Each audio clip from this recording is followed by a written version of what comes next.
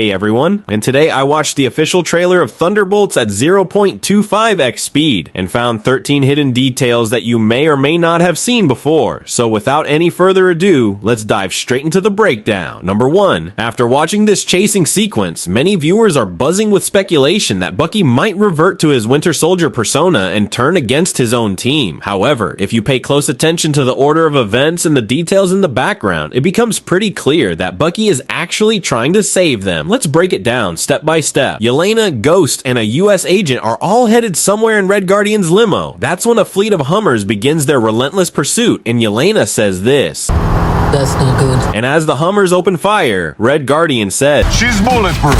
And that's when Bucky arrives at the scene and starts taking down these Hummers one by one. And that's when US Agent will say, now the trailer cleverly edits the sequence to suggest that Bucky is aiming at his own team. But here's what really happens here. Bucky, on a motorcycle shoot at this Hummer's tow hook, pulls the brakes, letting the Hummer go ahead of him, and then goes after the Hummer again, then pulls a drift stop, and there we see in the background the same truck with its tow cable hook dangling on the road, and Red Guardian's limo is also visible to its right. That's when Bucky will dismount his motorcycle, grab the cable hook, and pull the truck with such force that he literally flips it over. He then removes his sunglasses and pulls his modified FN MK13 that shoots out disc-shaped explosives which might be targeting Red Guardian's limo, but not with the intention of killing them, but to bring them to a stop. Had Bucky truly reverted to his Winter Soldier persona and aligned himself with the government, he certainly wouldn't have taken out all these homers. He wants to get to the team before the government can get to them first. And that's what I think is the proper sequence of this scene that was cleverly edited out to mislead the audience. Number 2. Inside Alexi's apartment, notice he has 2 action figures of himself, aka the Red Guardian. We learned in the movie Black Widow that the Red Guardian was kind of like a celebrity back in the 80s who had his own action figures. So it seems like Alexi has kept some of them in his home. Number 3. We see Bucky Burns entering a congressional hearing room, and he wears a pin that tells us that he is now a member of the Congress. Now, how did someone like Bucky with a shady past involving ties to Russia, who was even a fugitive at one point, wind up getting a place in the Congress? Well, whatever way that might have happened, but notice the constant grim expression etched on Bucky's face. He doesn't look too happy to be here. It's as if he's merely playing the part of a government official on paper, but in reality, he knows something about the government and isn't happy about it. Please keep this in mind. I'm going to elaborate on this detail when I talk about Sentry. Number 4. Behind Yelena, there's a poster of the Red Guardian wielding a hammer, which looks awfully similar to Mjolnir. Now, this looks like a symbol of communism, where a hand usually wields a hammer and sickle in the background of the rising sun and the red star. But here, Marvel made it resemble Steve Rogers' pose from Endgame when he wielded Mjolnir. Number 5, if we see John Walker, aka the US agent, and the last time we've seen him was in Falcon and the Winter Soldier, where he was the chosen one to replace Captain America. But after he took the Super Soldier Serum, his rage spiraled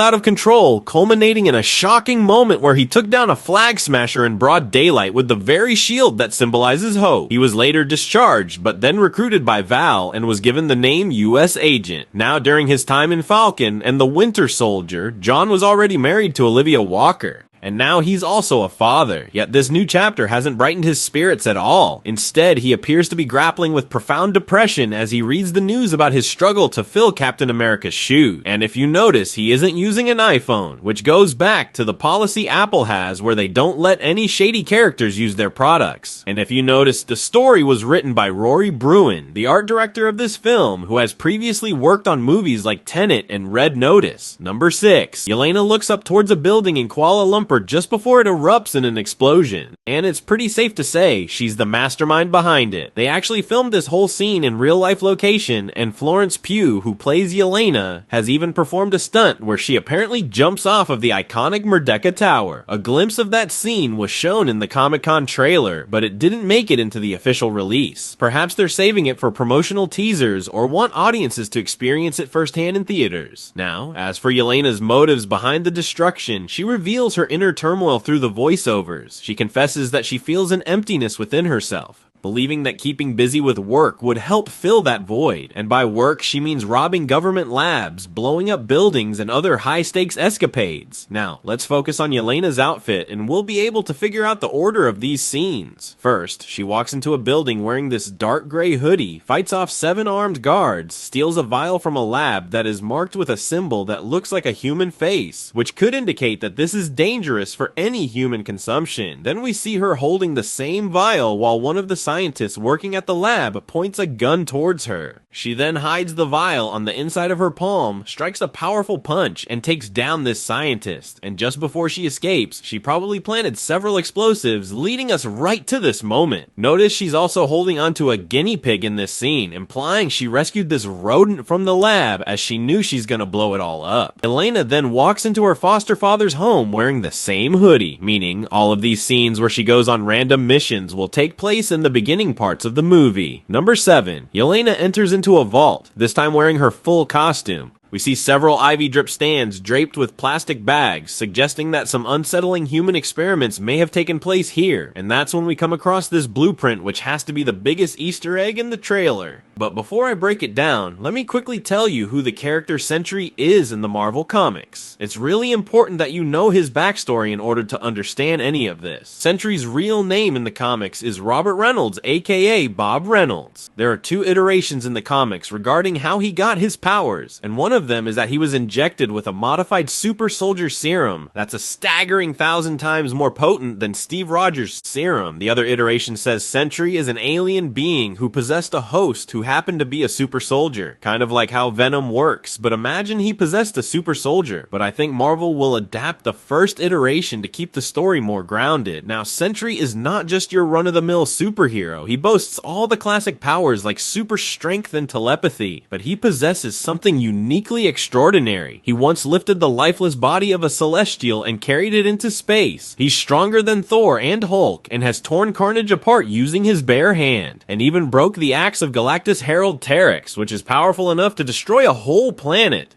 He can travel from Earth to another planet in a matter of moments, and even survived a nuclear blast at point-blank range. But here's the twist. When Robert was injected with the Sentry serum, it infected his brain, developing an alternate personality called the Void. So no matter how many people the Sentry saves, the Void will always kill the same number. And that's why in order to kill the Void, Sentry tried to kill himself by flying into the sun. But even that didn't kill him, since Sentry is arguably more powerful than 1,000,000 exploding suns. So having no other options to defeat the Void, who is a force within himself, Bob installed a device on top of the Avengers Tower, which was known as the Sentry Watchtower at the time, used the device to amplify his telepathic powers, and makes everyone on Earth forget that he ever existed, including himself. And that's basically the story of Sentry in short. Now coming back to what Yelena discovered, notice the blueprint is called the Watchtower, which we learned is the headquarters of Sentry in the comics. And there's a text right beside it that says, "Please do not release," making it a confidential document. And on top of that, we see a blueprint for the same device that Sentry used in the comics to make everyone forget that he ever existed. So if Marvel sticks closely to the comics, it looks like the Avengers Tower was brought by Valentina Allegra de Fontaine, which by the end of the movie could turn into the Watchtower. Now Marvel has a few options here. Either tell us that Sentry has been there all along the MCU, but we just didn't know it since he wiped out everyone's memory, including his own, or they could have the government working on a new serum to create someone 1,000 times stronger than Steve Rogers. Or the third, and my favorite option, would be a blend of both concepts. They could establish that Sentry was created at the same time, or even before Captain America, but was kept a secret and then later wiped out from everyone's memory. But now the newly formed government wants him back and wants to reinstate the program, and this explains the constant grim look on Bucky's face, because he comes from a time when Captain America was created, so perhaps he has inside knowledge of the Sentry. But now that the government wants to reinstate the program, he's not happy. That would also mean that the Stark Tower was always the Sentry headquarters, but Tony Stark didn't know it. And I think that would alter the entire history of Marvel Cinematic Universe, which brings us to the asterisk featured in the title. My theory is that if Marvel does go along with the storyline, and it's revealed at the film's climax that Avengers Tower has always been the Sentry Tower, the asterisk will disappear and the title could transform into something like Dark Dark Avengers, completely flipping the MCU on its head. Number 8. The government has also come up with 12 hairstyles for Sentry. They even created a chart that ranks hair colors by popularity, with the blonde taking the top spot just like Sentry has in the comic. And they've also designed 6 different logos for the iconic ass that will adorn his costume. In a later shot from the trailer, we actually catch a glimpse of the physical logo they ultimately chose. And that's the logo prominently featured in a larger format on the paperwork, implying by the time Yelena discovers these documents, the work is already done. Now, it was reported back in May by the Cosmic Circus that OXE is going to have a role in Thunderbolts. And in this paperwork, we see the logo for OXE, and some of the crates in this vault have the same logo as well. So what exactly is this OXE organization? OXE made its debut in the Marvel Comics in Ultimate Fallout number 3. Valentina is the chairman of this organization, which is said to be the largest holding company in the world, with a notorious reputation for engaging in illegal dealings and shady secrets. So it seems like the company Valentina founded in the MCU is going to be named after its comic counterpart. Number 9. Upon meeting each other for the first time, John Walker starts shooting at Yelena. Notice how all the shots were aimed at her head, showcasing John's incredible shooting skills. He realizes Yelena is probably wearing a bulletproof vest, so he aims for the part that's not protected. Number 10. Robert Reynolds in the comics actually has severe mental health issues. In fact, Sentry's power depends on his mental stability, meaning that any mental struggle he faces, it can drastically diminish his powers. And if I play out this scene, notice the way Bob speaks here. Huge credits to Lewis Pullman, who's playing Bob, has acted this scene in a way that depicts his mental turmoil. Bob appears overly defensive and seems kinda disoriented, almost as if he's lost in his own mind, echoing the very beginnings of his story in the comics. Fast forward to a later shot, he looks more composed and angrier, and here we see several bullet holes on his gown as well. But there are no visible wounds on his body, indicating by the time Yelena and the others encounter Bob, he has already been injected with the Sentry serum, and my theory is they get out of this vault with his help.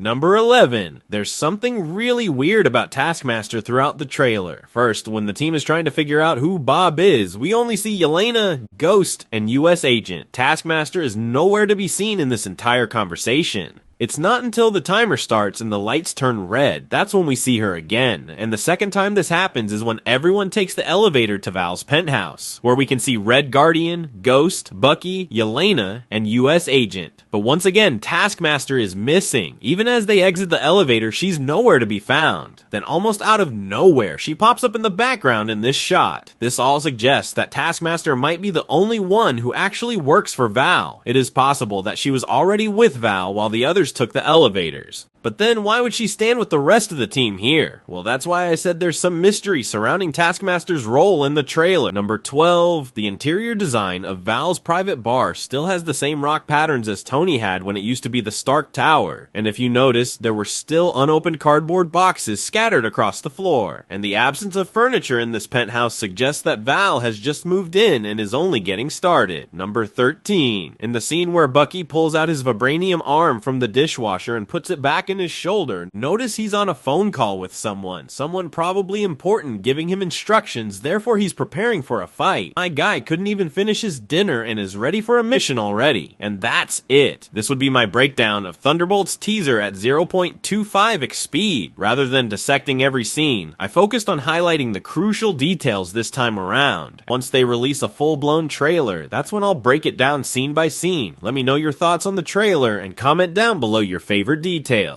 Please give me a thumbs up if you liked this video, grab the subscribe button and turn notifications on. Till then, I'll see you lads in the next one.